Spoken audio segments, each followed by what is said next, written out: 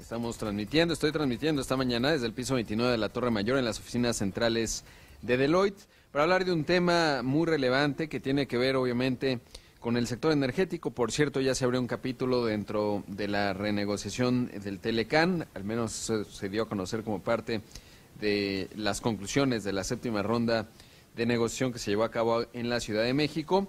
Y para hablar de este y muchos otros temas que tienen que ver, por supuesto, incluso con la coyuntura del acero, está esta mañana con nosotros en esta transmisión Arturo García Bello, socio líder de la industria de energía y recursos naturales en Deloitte. Arturo, gracias por la invitación. Hola, buenos días, Rodrigo. Oye, pues todo un asunto, obviamente, lo que tiene que ver con el gas en una coyuntura importante para México en términos de la reforma energética, la apertura que se ha dado, pero sobre todo pues una revolución incluso que se inscribe dentro de la última década y es la revolución del gas shale que ha transformado el panorama energético del mundo y además pues ahora con la apertura de un nuevo capítulo en materia energética que era indispensable para la región Norteamérica. Sin lugar a dudas, Rodrigo, rápidamente quisiera hacer una síntesis, ¿no? En 2012 únicamente había 11,000 kilómetros de ductos. Actualmente hay nuevos ductos que se han sido terminados, que son 2,386 kilómetros. Hay 4,896 en construcción, lo cual te dice que tenemos un 65% más. Como una analogía, hace 20 años en Las Vegas había más puertos que en todo el país de México. Eso si comparamos los ductos que hay en el estado de Texas comparado con México, tenemos una analogía de hace 20 años. A pesar de este crecimiento, el reto es mayúsculo.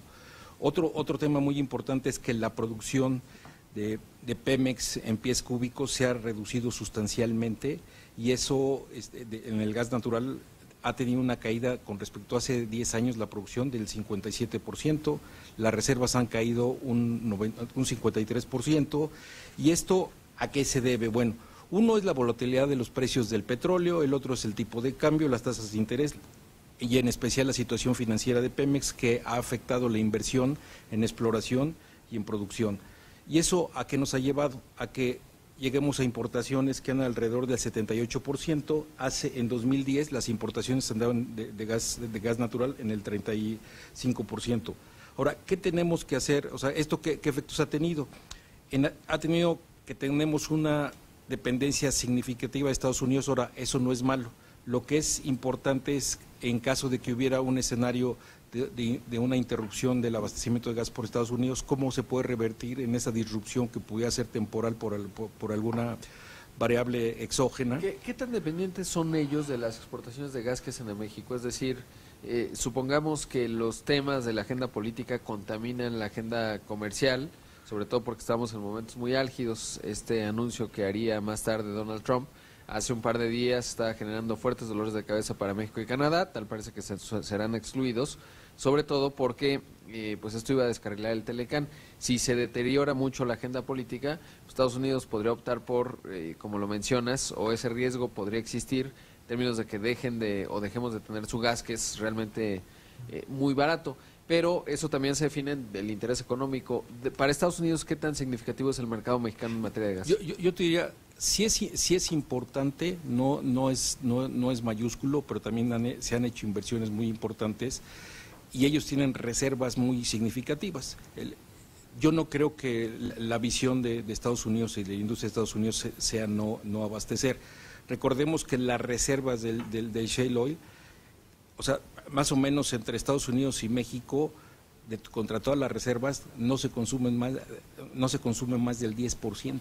O sea, ellos tienen reservas mayúsculas y ahora el tema sí importante es que con la reforma fiscal de Estados Unidos les va a sobrar mucho flujo de efectivo a muchas compañías y van a hacer plantas de regasificación para exportar. Eso va a llevar 5 años y por el otro lado ellos al seguir produciendo shale gas por temas ambientales no pueden echar, la mayoría de los pozos son asociados, entonces no pueden echar el gas y que se queme y generar contaminación, entonces necesariamente lo tienen que industrializar.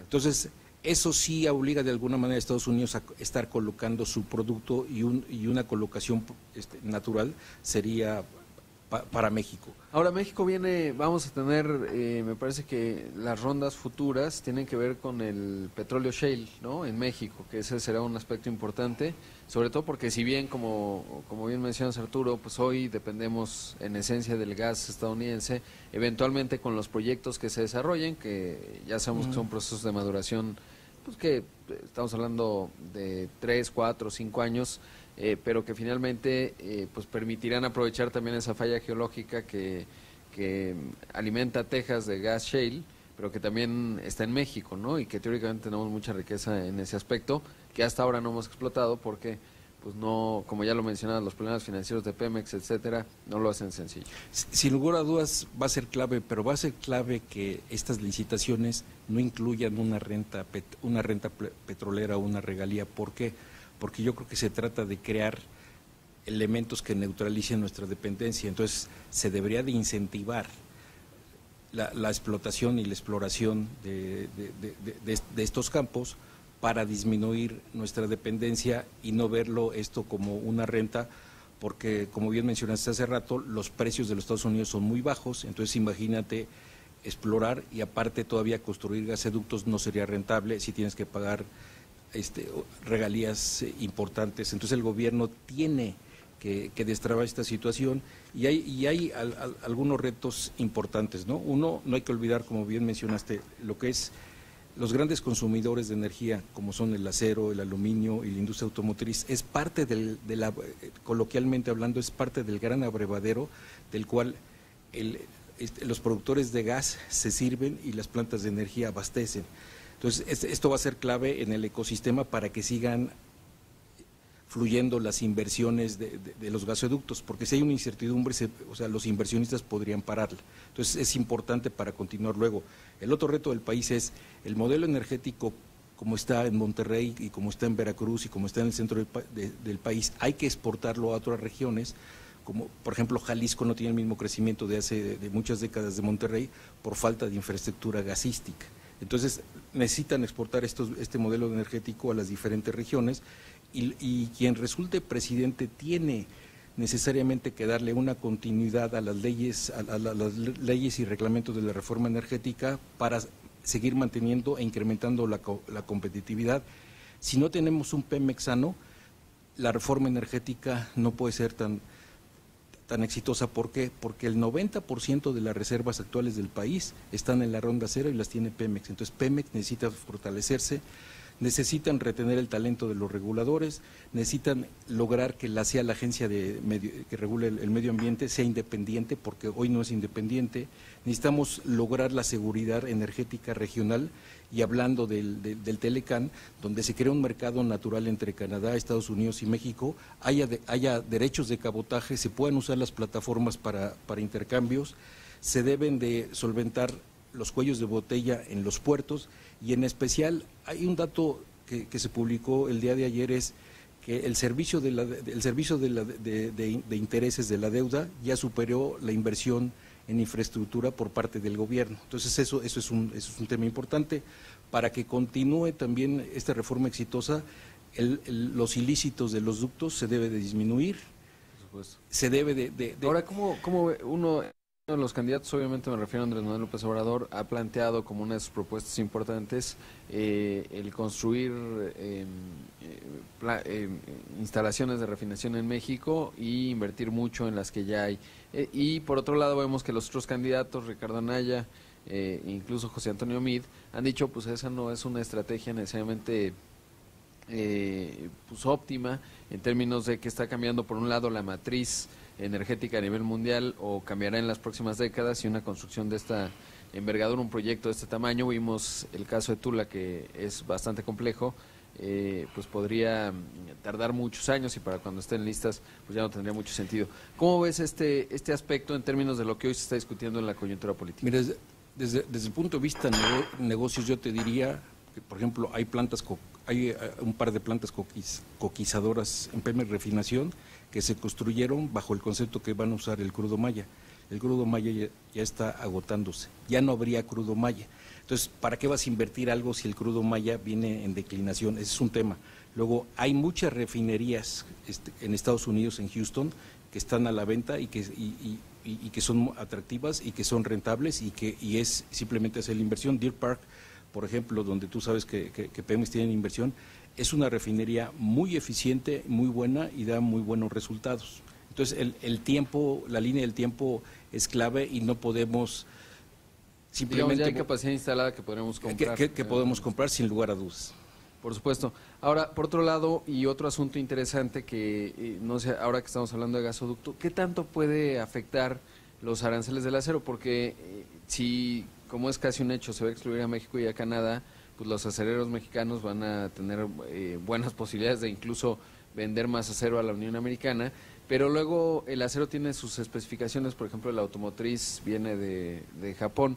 ¿Qué hay de los gasoductos? ¿El metal con el que se construyen esos gasoductos podría encarecerse debido a los aranceles de Donald Trump? ¿Se mantendría igual? ¿Hay oportunidades para los aceros mexicanos en ese ángulo? ¿Cómo está? Yo podría ser mixto, depende de dónde venga el contrato, ¿no? Porque China, por ejemplo, es un proveedor importante y hay chinos que se han metido en proyectos de gasoductos. Sabemos que Sempra importa parte de este material. Ahora tenemos aquí Tubacero que es una planta productiva en México, en Veracruz, muy importante, que puede beneficiar el crecimiento de la planta productiva y reducir los aranceles, pero esto dependerá del grado de integridad. Te pongo un ejemplo muy rápido de un coche.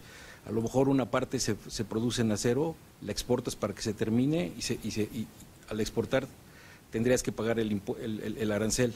Lo regresas a México, acabas el coche y lo vuelves a exportar. ¿Cómo vas a controlar 2 veces la salida y la importación y exportación de una parte del coche en temas de acero? Es un tema muy complicado y tendría que ser muy simple.